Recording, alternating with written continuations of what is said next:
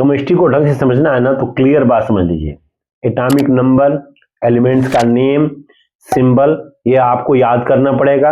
Matter को भी समझना पड़ेगा क्योंकि मैटर से ही केमिस्ट्री का मैटर शुरू होगा। कोई भी नियम केमिस्ट्री में लोहे का नहीं बना है कि टूटेगा नहीं, वो टूट भी सकता है। केमिस्ट्री का एक्सेप्शन से गहरा नाता है। एटम को अपने आप को स्टेबल करना है, स्टेबल करने के लिए वो इलेक्ट्रॉन को लूज कर सकता है, गेन कर सकता है, शेयर कर सकता है। अपने आउटर सेल में वो 8 इलेक्ट्रॉन करने की उसकी टेंडेंसी होती है, वो स्टेबल फॉर्म है। कहीं कहीं 2 इलेक्ट्रॉन करने की भी स्टेबिलिटी होती है, कहीं कहीं 8 से कम में भी स्टेबल हो जाता है, कहीं कहीं किसी किसी कंपाउंड में इलेक्ट्रॉन 8 से ज्यादा भी अपने आप स्टेबल हो जाता है।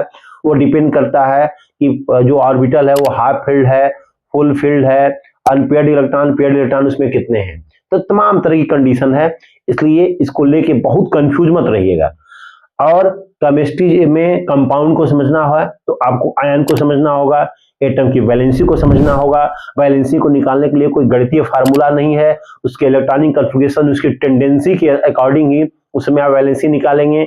कुछ एटम की वैलेंसी निकाली जा सकती है लेकिन वो एक अनुमान ही है। बहुत सारे एटम ऐसे हैं जो वेरिएबल वैलेंसी शो करते हैं, तो उसकी वैलेंसी आप कैसे निकालेंगे।